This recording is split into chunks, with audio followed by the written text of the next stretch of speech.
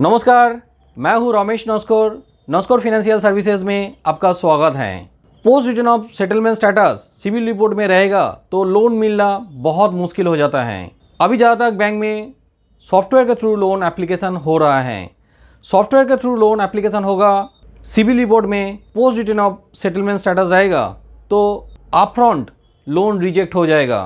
कोई भी अच्छा bank post return of settlement status रहने से लोन नहीं देता है। 90% लोन एप्लीकेशन रिजेक्ट हो जाता है post return of settlement status रहेगा तो। कौन कौन केस में बैंक लोन देते हैं वो वीडियो का एंड में मैं बताएंगे। उससे पहले इस वीडियो का जो मेन टॉपिक है, कैसे आप post return of settlement status remove करोगे, उसको लेके डिस्कस करते हैं।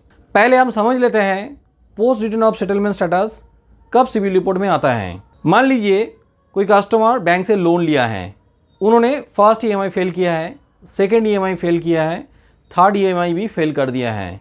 इस केस में bank delay payment status show करता है सिविल रिपोर्ट में, मगर उससे भी लेट होगा पेमेंट करने में, तब जाके ये अकाउंट सब स्टैंडर्ड हो जाता है। उससे भी डिले होगा तो बैंक एक टाइम के बाद वो सिविल रिपोर्ट में लॉस अकाउंट शो करते हैं। कोई भी लोन बैंक के पास एसेट होता है, ये लोन कंटिन्यूली पेमेंट नहीं होगा तो लोन का अमाउंट भी धीरे धीरे बढ़ते जाएगा। पेनल इंटरेस्ट भी लगेगा, ओवर ड्यू चार्जेस भी उसके साथ ऐड होगा, बाउंस चार्जेस भी ऐड होगा, तो धीरे धीरे वो जो लोन अमाउंट है इंक्रीज होते जाएगा। इस कारण से बैंक का जो बुक्स ऑफ अकाउंट में उनका एसेट इंक्रीज होगा, जो लोन रिपेमेंट होने का चांसेस भी बहुत कम हो जाता है।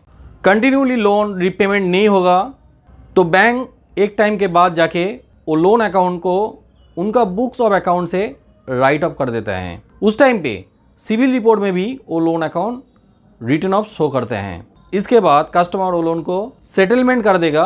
सिविल रिपोर्ट में post return of settlement show करता है, नहीं तो पोस्ट WO सेटलमेंट स्टेटस भी कभी कभी दिखाता है। मगर हर केस में ऐसा होता है ये भी नहीं है, कोई कोई बैंक सिर्फ सेटलमेंट स्टेटस भी शो करता है। अब आता है कैसे आप ये post return of settlement status CIBIL report से रिमूव करोगे। Post return of settlement status and settlement status के अंदर में बहुत ज़्यादा अंतर नहीं है। मैंने पहले एक वीडियो बनाए थे सेटलमेंट स्टेटस कैसे आप रिमूव करोगे। यहाँ पे सिमिलर प्रोसेस है, मैं फिर से और एक बार रिपीट कर देता हूँ कैसे आप ये post return of settlement status remove करोगे। आपका सिविल रिपोर्ट में ऐसा post return of settlement status show करेगा तो आप पहले बैंक मैनेजर के साथ कॉन्टैक्ट कीजिए। ज़्यादातर केसेस में बैंक मैनेजर हेल्प नहीं करते हैं। जहाँ तक बैंक मैनेजर ये बोलते हैं कि अकाउंट क्लोज हो गया है, इसके लिए मैं कुछ नहीं कर पाएंगे। उस केस में आप बैंक का जो कस्टमर सर्विसेज है वहाँ पे ईमेल लिख के भेजिए।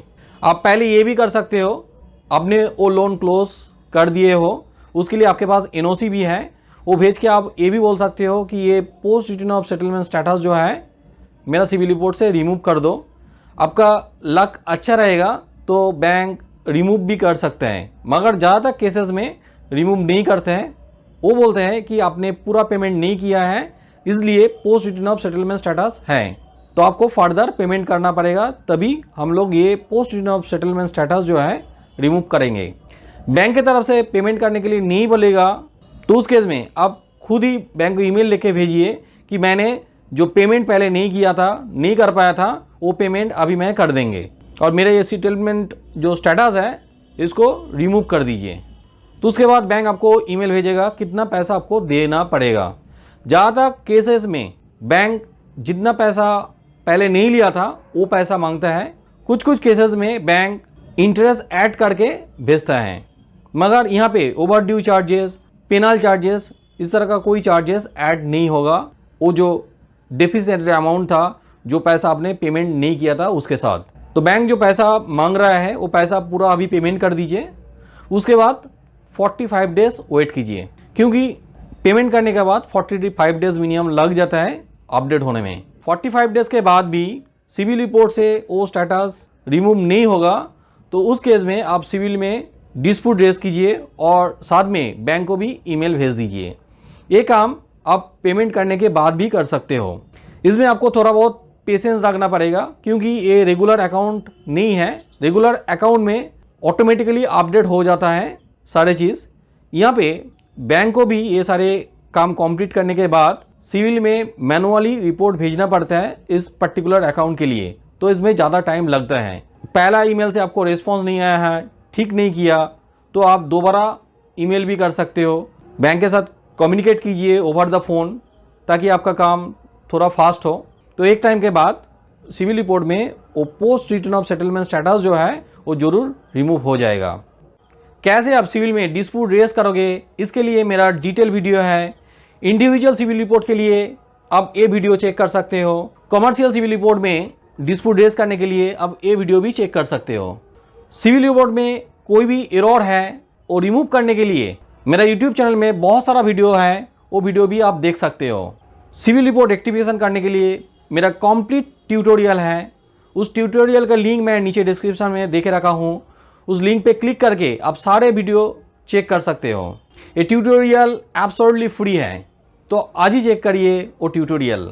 आपका सिविल रिपोर्ट में post return of settlement status है और वो रिमूव करने के लिए आपको टाइम नहीं मिल रहा है, या तो ये सारा स्टेप्स ठीक तरह से समझ में नहीं आ रहा है, तो आप हमारा कंपनी नॉस्कोर फाइनेंशियल सर्विसेज को भी कांटेक्ट कर सकते हो।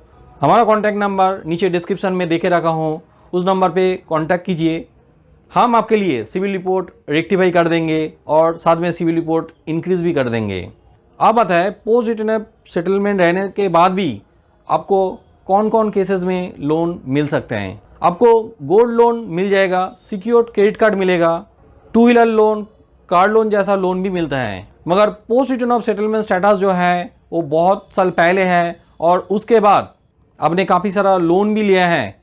उस केसेस में कोई कोई बैंक एनबीएफसी कंसीडर करते हैं आपको मॉर्टगेज लोन देने के लिए भी। उनको ये मानना है आपका किसी टाइम में फाइनेंशियल क्रांच आया है, उस कारण से आपने सेटलमेंट किया है, मगर आपको नेचर ऐसा नहीं है कि लोन ना रिपेमेंट करना, क्योंकि बाद में जितना सारा लोन आपने लिया है वो सारा लोन आप ठीक तरह से पेमेंट कर रहे हो। मगर यहाँ पे ज़्यादा रेट ऑफ इंटरेस्ट चार्ज करता है। कोई भी अच्छा बैंक होगा तो वहाँ पे आपको लोन नहीं मिलेगा। मेरा रिकमेंडेशन ये है कि आप पोस्ट रिटर्न ऑफ सेटलमेंट जो स्टेटस है वो पहले रिमूव कर लो, उसके बाद लोन के लिए अप्लाई करो, क्योंकि आपको रेट ऑफ इंटरेस्ट थोड़ा कम मिल जाएगा। तो अभी का जो पेमेंट है वो कर दोगे तो आपको अच्छा खासा सेविंग्स हो सकता है। वीडियो अच्छा लगे तो ज़रूर लाइक कीजिए, हमारा चैनल को सब्सक्राइब कीजिए। मेरा ये जो वीडियो है आपका दोस्त लोगों के साथ शेयर कीजिए ताकि उसको भी कुछ हेल्प हो। मिलता है अगला वीडियो में, तब तक के लिए बी हैप्पी बी हेल्दी।